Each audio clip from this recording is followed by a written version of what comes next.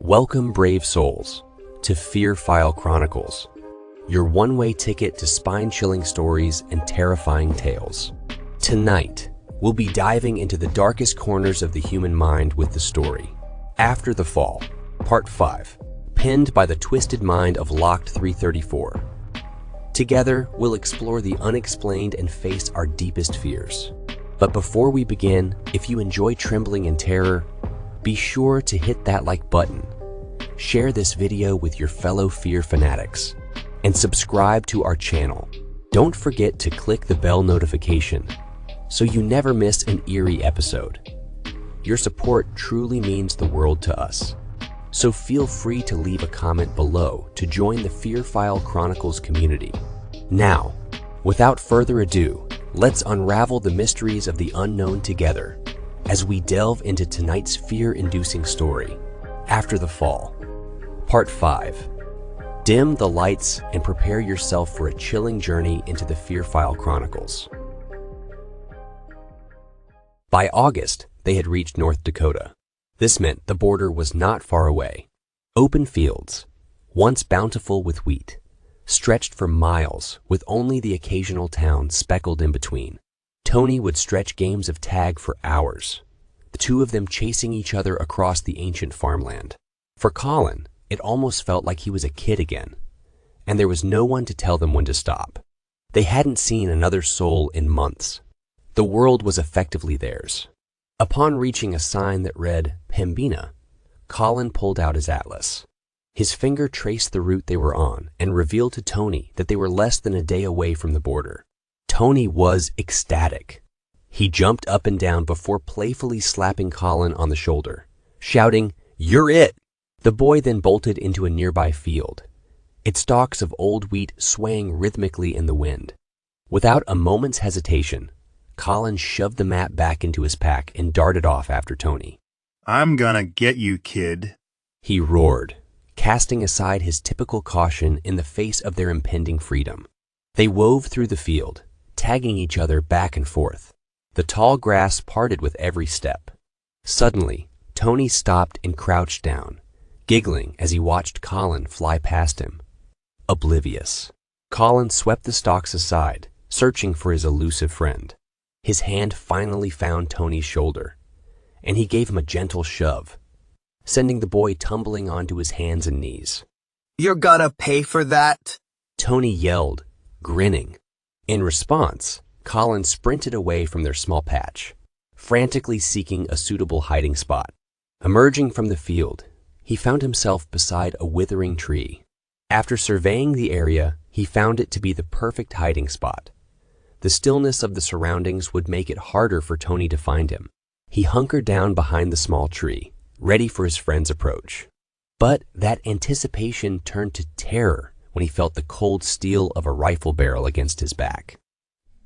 "Stand up," a gruff man's voice ordered. Slowly rising, Collin raised his hands into the air. "Listen, I don't have much, but you can have it. We're just trying to get to Canada." "Doesn't look like you're gonna make it, kid. Hand me the pack, nice and slow." With compliance, Collin let the straps slide down his arms, allowing his pack to fall to the ground. "Now, the rifle," the man demanded, his tone growing severe. Reluctantly, Collin let the gun join the bag on the ground. The man had noticed the pistol in Collin's holster. He was ordered to remove it as well. His captor moved to inspect the bag, nudging it aside with his foot. Eventually, the man stood in front of Collin, instructing him to kneel and place his hands behind his head. Despite his pleas for freedom, the man remained unmoved. Collin quickly deduced that he had been lying in wait for people like him at the border, and a wave of regret washed over him.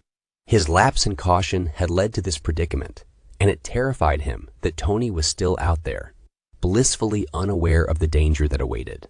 The man was ready to fire, but just as his finger rested on the trigger, Tony burst from the field screaming, "I gotcha." In a flash, the man's barrel swerved towards the younger boy. Driven by instinct, Collin lunged for the gun, yelling, "No, don't." His efforts redirected the shot, causing it to bury deep within his chest. Almost simultaneously, Tony drew his pistol and fired a shot into the man's head. Both Collin and their attacker fell to the ground in unison. Tony shoved his pistol back into his waistband and rushed to his friend's side.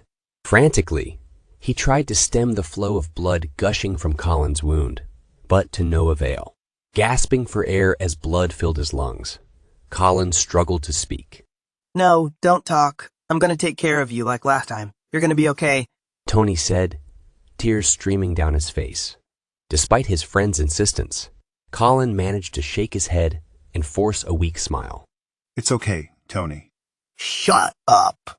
Tony retorted, his voice choked with grief. He removed his jacket to apply more pressure to the wound, but it was hopeless. The wound was severe, and both knew it.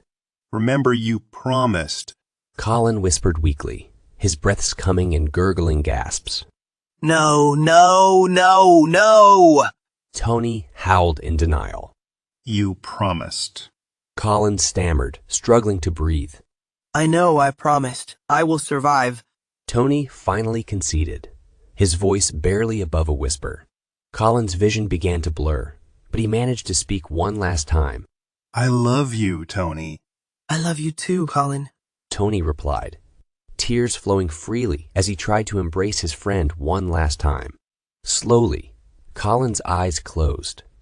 His mind retreated to a field where corn once grew. He saw himself lying in the sunlight with his brother Danny beside him. In the distance, he heard his mother calling them back home. He rose slowly, smiling and waving at her. Hand in hand with his brother, he started back towards their little trailer.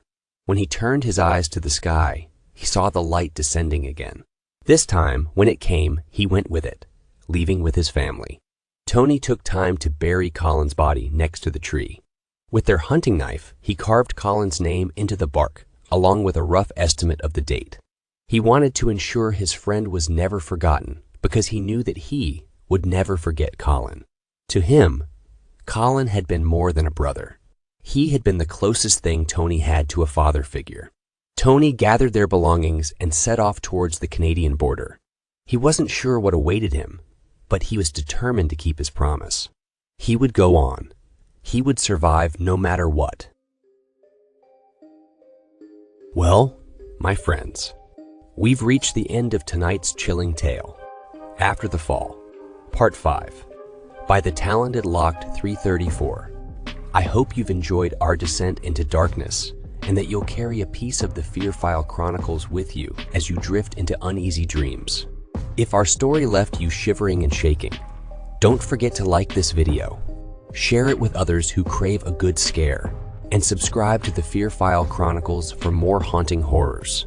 Remember to hit the bell notification so you're always among the first to know when a new nightmare awaits. As always, we appreciate your support and would love to hear your thoughts in the comments below. Sharing your fears and frights with us truly means a lot, so don't be shy to engage with our sinister community. Until next time, remember to embrace the darkness, for it is within the shadows that our most terrifying stories are born. Good night, and stay scared.